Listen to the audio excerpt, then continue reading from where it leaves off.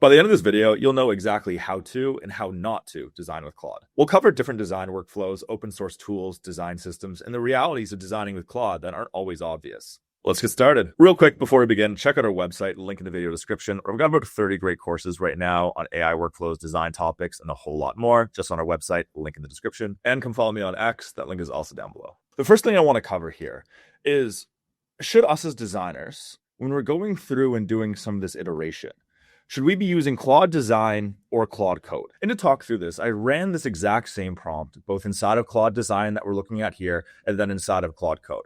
That prompt is build me a modern finance dashboard that gives users a clear overview of their financial health at a glance. Include total net worth, cash, investments, debt, recent transactions, spending by category, monthly income versus expenses, and a net worth trend over time. Clean, plenty of white space. And this is the result that it came back with. Very Claude Design-ish. We have our big net worth bar. We have this graph, some key metrics, income, expenses, spending by category, then some recent transactions along the bottom. I then ran that exact same prompt inside of Claude Code. And Claude Code had an update very recently, just last week, where now what it does is it takes a lot of that Claude Design thinking and brings it into Claude Code. Because you can see what we have here is we have this dashboard with treatments and overall layout very similar to what we just saw with Claude Design, except these metrics are here at the top instead of down here, and the cards have this distinct white background versus before they were transparent.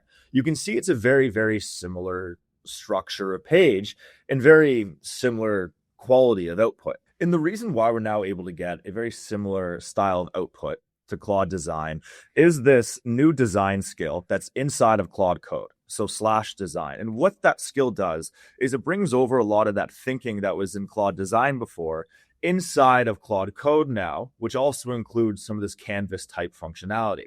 So if we call that skill, so remember / and then design, and say, build me a net worth widget, and run that, what it did is it asked me some questions and then returned to this result. So very obviously AI generated. It's pretty obvious that this is something that was done by Claude. We now have a lot of that Claude Design functionality where we can change the accent color, we can change the theme from nights to light mode, we can change the chart type from columns to line, we can make tweaks here as much as we want to. It's canvas functionality, so I can drag and copy this frame as much as I want to. So very similar to the experience that we had in Claude Design in the past. Going back to the question then of Claude Design or Claude Code, it really doesn't matter what you use because you're going to get very similar outputs. Sure, sometimes you might get better results in one versus the other, but for the most part, they're relatively similar now. One thing I want to call out is that you should not rely on these AI tools to do every aspect of your job. Instead, you should be relying on it to support you in some of the ideation processes and building out these initial layouts to put things in front of stakeholders early. But if you start relying on AI to do everything for you, you are no longer a designer. One thing you might be thinking then is, how should I be using these tools if I shouldn't have it build every design for me? It's a great question. And I spent some time chatting with, I don't know if you saw my last video. If you hadn't, I'll link it down below. But I had spent some time chatting with some senior designers, a lot of top companies. And this is one workflow that was relevant pretty much everywhere, is they're being very targeted in what they're building with AI. So they're not just going into, a tool like Claude, or if you're using Codex or whatever, and saying, oh, build me a dashboard. Because what's going to happen is you're going to end up getting a dashboard that you don't like. I mean, you're burn through a ton of time and tokens. And then you're almost going to get stuck trying to improve this dashboard and this loop of prompting and iteration. But instead, be very targeted. Don't just start with the dashboard, start with a particular widget, have it provide options for that widget. So something like provide me 4 widget options. And then based off the one that you like, you can use that to inform your overall dashboard design. And to demo that way of thinking, because it is arguably the most effective and efficient way of working with a tool like Claude, is we're going to run this prompt.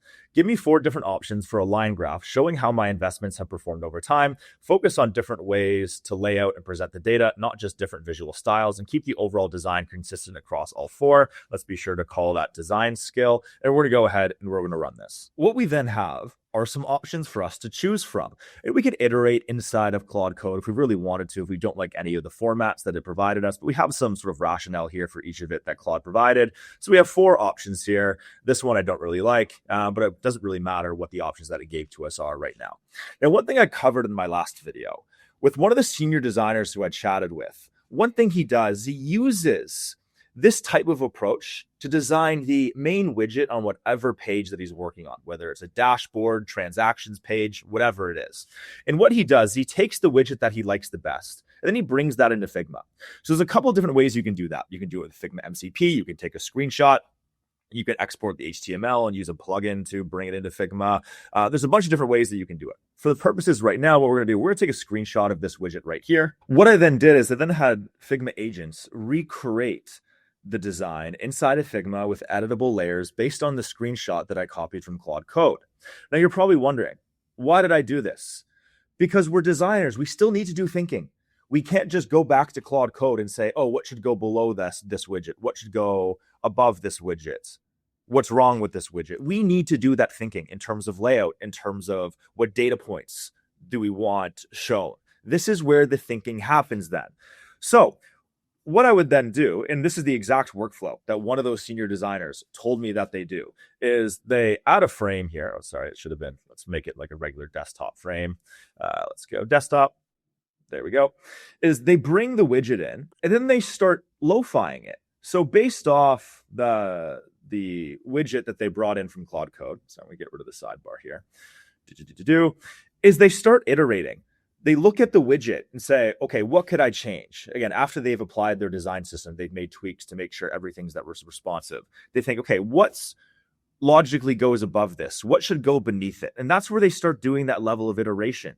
So what I'm trying to get at here is Claude Code can help us in some of the layouts, in some of the more important widgets, but it should not replace our thinking.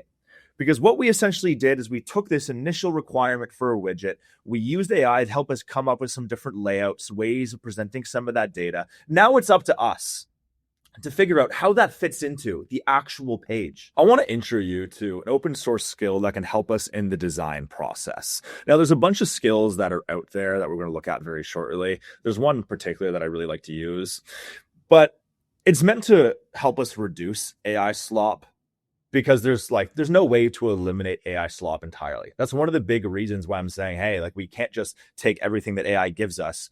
We need to, take what, Claude might produce, bring it into Figma, iterate, understand what should go above or below certain widgets, take full control over the layout. That's the best way to eliminate AI slop. It's not by prompting AI more and more and more and more and more. But some of these skills can help us reduce it as much as possible, I guess. One other quick thing before I do demo you this skill is one, prompting a perfect design in Claude. It's complete clickbait. It doesn't happen. I see it all the time where it's like, oh, this one word, one line prompt gave me this world-class design. It doesn't happen. It's clickbait. The open source skill that I like to use to help us try to reduce AI slop as much as possible, it's called Impeccable. I'll put a link for this in the video descriptions. It's totally free, but what it is, essentially what the hero here suggests, is the missing design vocabulary for our AI agents like Claude.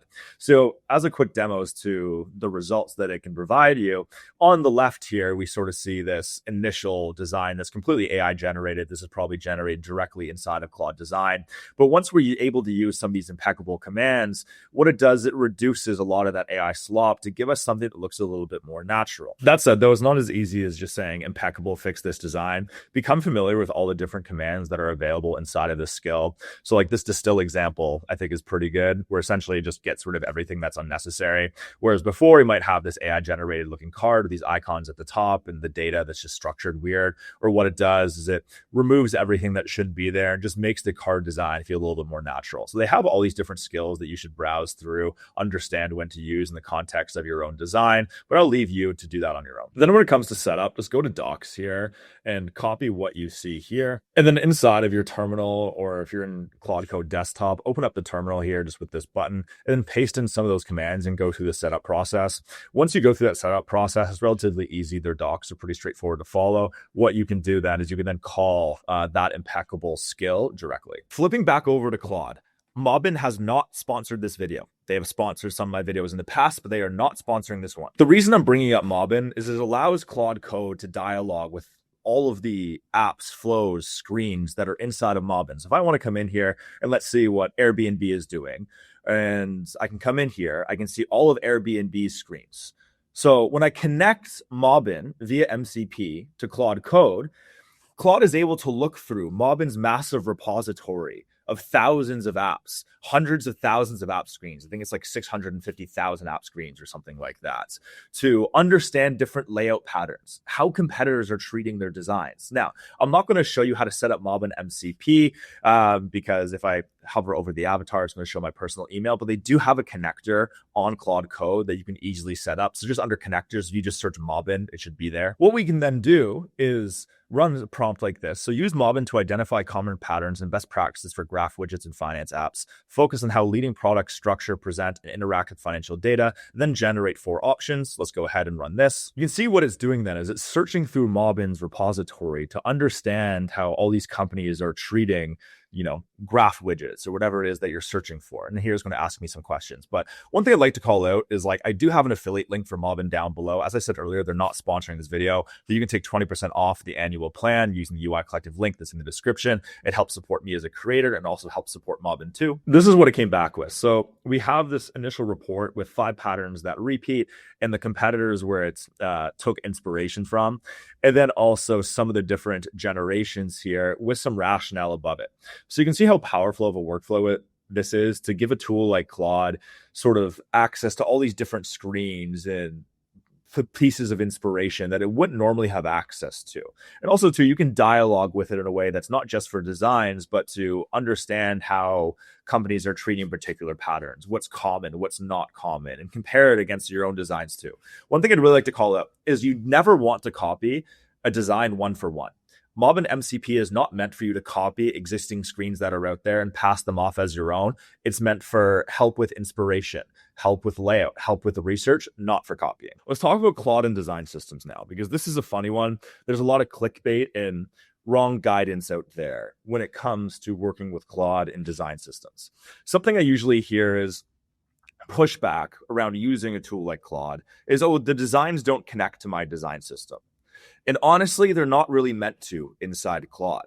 There's ways around it where you can start to build designs inside Claude that leverage some of your Figma components, but it's a little bit intensive. We're going to look at that very shortly. And the other thing I hear is oh, I'm just going to use Claude for my design system, build all my components inside of Claude, and remove Figma from the equation entirely. Don't. Absolutely do not do that. That is going to be a headache of a workflow for you. You need to remember, Claude is not built in a way to iterate on designs with your design system connected. It's just not. As I said earlier, there's ways that we can sort of work around this. And when we push things to Figma, it uses our variables and styles. When we iterate, sure, it might make our designs a little bit more on brand, but it's not going to be perfect. And there's this expectation that it's going to adhere to your design system exactly one-to-one. It's just not the case. I want to get the point across here that just because Claude can do something does not mean that you should use it. What I had Claude do is build a simple button component set. You can see here, it's taken 22 minutes so far, and it's still running, and about 90,000 tokens to build a simple button component set. If you know anything about design systems, you'll be able to build not just a button, not just a field or input or menu component, but 10 components in 22 minutes. And I have a full video on building a design system. I will link that in the video description. But beyond the time and tokens that it takes, let's cover some things here around why you don't want to build your design system in Claude. First off, it uses this terminology, so primary, accent, secondary, ghost, destructive, inverse. Okay, now, how do you know that these are the correct terms for your variants that you're going to want to use? How do you know that when it starts building other components that it's going to use the same terminology for your variants? Unless you build your design system, what's going to happen is you're not going to have full oversight over the names of variants, the names of components, and it's going to create a massive mess. Moving on then, how do you know that these are all the variants that you need? Is it just because Claude gave it to you? See what I'm trying to get at is just because AI is giving you something, we can't assume that these are all the button variants that we need for our brand, for our product. There's a lot of work that needs to happen behind the scenes. And then let's say you need to make changes to your component, and this is the easiest component of all of them. What are you going to do? Wait another half an hour? Then what I did is I had Claude build out a modal using the components, but then look what happened here. is the cancel button's way bigger, but the delete project button is a completely different size. So this is what I'm trying to get at. It's so inconsistent. Even when it's using components that it built inside the actual page, it's all over the place. And as you just saw, anything to do with AI design and design systems requires a lot more oversight than people out there are making it seem. Now, there is a workflow that you can do where you can build a design in Claude, push it to Figma, and then when it's inside of Figma, it's going to be using a lot of your design system components and variables, albeit some minor tweaks that you're going to have to make. So this here, if you want to use your design system in this AI process, this is the preferred workflow, is to build a design in Claude and try to get it as close to matching your brand styles as closely as possible, but doesn't really need to. And then when you push it to Figma using Figma MCP, it's going to start to leverage all of your components and your tokens because you've trained Claude correctly on your design system. So there's a set of skills that you can build to support you. But again, as I said, it's not going to be perfect, but it can get you like 85% of the way there. Some of these skills are as follows. So things like your design system rules, your styles, when to use particular tokens or variables, when to use particular components. So you kind of like group, like you kind of break up your skills into different component groups, and like one skill for all your spacing and shape variables. Now I have a full other video on this. It's relatively new. I will link that down below where I cover all of these skills, creating these skills, what these skills are, and how to approach thinking it. I'm not going to cover it in this video because I've already covered it in this video. I'll link this one down below. So if you want to go through that process, would strongly suggest taking a look at this one. Something someone's going to call out is like, oh, Kirk, there's other skills in Claude Code like design sync that allows you to sync your file with an external repository for your design system. They're still not great at consuming a design system. There's so much that goes into a design system. There's so many variables, no pun intended, like how components are structured, how the tokens are structured, that can go into making your design system actually consumable by AI. So I have not found really, really good results, even with some of these sync processes. Thanks for making it this far in the video. Going to have a lot more content coming and working with Claude, AI, design systems, and some other great topics too. So be sure to subscribe for that. Also too, check out our website, link in the video description for UI Collective Academy. If you want to watch a video where I build an entire design system, click on the top left. If you want to watch another video that I highly recommend, click on the top right. See you soon.